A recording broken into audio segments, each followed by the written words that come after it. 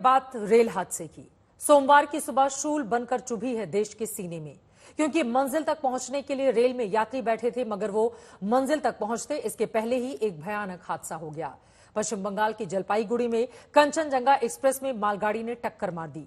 यह टक्कर इतनी भयावह थी कि इंजन और बोगी के परखच्चे उड़ गए। हादसे से बेखबर यात्री जहां तहां बिखर गए, चीख पुकार मच गई, चारों ओर मौत का मंजर। अब से थोड़ी देर पहले रेल मंत्री भी उसी जगह पहुंचे। हालात का जायजा लेने के लिए उन्होंने घायल यात्रियों से मुलाकात की है। बड़ी खबर आपको दे दें, बंगाल ट्रेन हादसे पर अभी की बड़ी खबर निकलकर सामने आई है। रेल मंत्री ने वहां पर जो लोग घायल हुए हैं उनसे मुलाकात की है। हादसे के बाद अप लाइन पर ट्रेन सेवा फिलहाल बहाल कर दी गई है।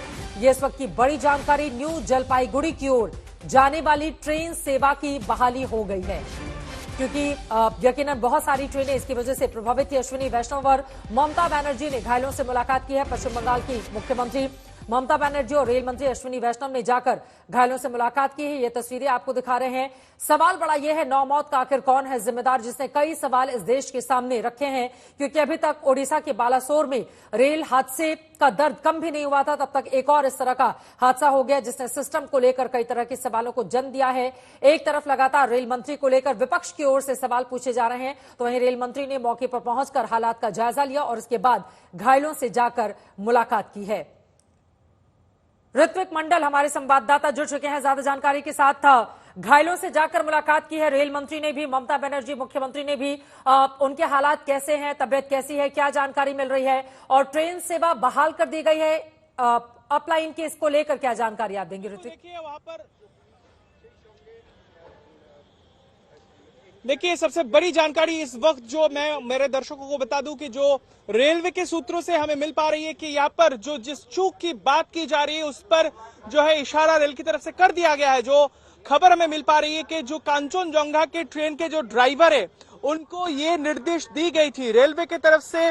जो एक पर्ची होता है जिसका नंबर होता है TA912, इसका मतलब होता है कि जहां पर दो ट्रेनों स्टेशन के बीच, यानी रंगापानी और उसके साथ साथ चौटेरहाट, इस दोनों ट्रेनों के स्टेशन के बीच जो है हिस्सा है, वहां पर ऑटोमेटेड जो रेलवे सिग्नलिंग सिस्टम है वो खराब था और उसके लिए एहतियातन उस ड्राइवर को ये हिदायत दी गई थी कि वो ट्रेन धीरे धीरे से वहां से गुजरेंगी और उसके साथ साथ जो रेलवे स्टाफ है स्टेशन और उसके साथ साथ फाटक में वो मैनुअल सिस्टम यानी हरी झंडी या फिर लाल झंडी जब दिखाएंगे तब गाड़ी धीरे से आगे बढ़ेगी। तो यही कारण इस गाड़ी का धीरे रफ्तार कम था। लेकिन सवाल इसमें पैदा होता है कि जहां पर इस तरीके के निर्देश था तो पीछे से, जहां पर रेलवे अधिकारी का कहना है, CPRO खुद कहा है कि पीछे से आती हुई जो गुड्स ट्रेन है उसकी रफ्तार ज्यादा था। इसके मुताबिक रेलवे का निर्देश रहता है जिसको इस तरीके की पर्ची दी जाती है, उसका मतलब उस सेक्शन में जब एक ट्रेन मौजूद है उस सेक्शन में पीछे से कोई दूसरा ट्रेन नहीं आ सकता, अगर आएगा भी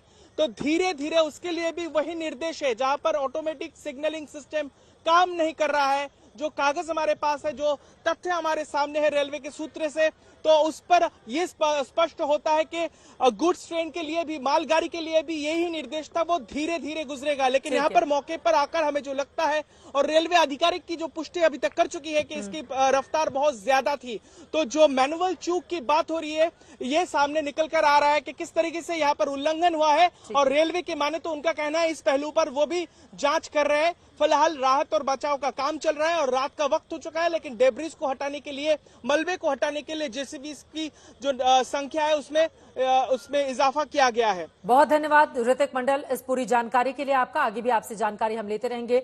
कुल मिलाकर स्थिति ने बहुत सारे सवालों को जन्म दिया है। जैसे जैसे जांच आगे बढ़ेगी, इस पूरे मामले का सच क्या है वो देश के सामने होगा। फिलहाल घायलों की हालत स्थिर बनी हुई है, जो जानकारी निकलकर सामने आई है। रेल हादसे पर प्रधानमंत्री नरेंद्र मोदी ने दुख जताया और सरकार ने घोषणा की कि हादसे में मारे गए लोगों के परिजनों को 10 लाख रुपए का मुआवजा दिया जाएगा, जबकि घायलों को 2.5 लाख रुपए का मुआवजा मिलेगा। आंशिक रूप से घायलों को 50,000 रुपए का मुआवजा दिया जाएगा। इन सबके बीच रेल मंत्री अश्विनी वैष्णव घटनास्थल पर पहुंचे, हालात का जायजा लिया और उसके बाद अस्पताल में जाकर घायलों से मुलाकात की। वो तस्वीरें भी इस वक्त आपके सामने हैं। अभी हमारा सारा फोकस है, रेस्क्यू ऑपरेशन कंप्लीट हुआ है, अभी रेस्टोरेशन पे पूरा फोकस है। ये पॉलिटिक्स का समय नहीं है, अभी सारा फोकस होना चाहिए रेस्क्यू और रेस्टोरेशन पे। पैसेंजर सेफ्टी के लिए बहुत बड़ा फोकस है। कंप्लीट फोकस है, जैसा आप स्वयं जानते भी हैं।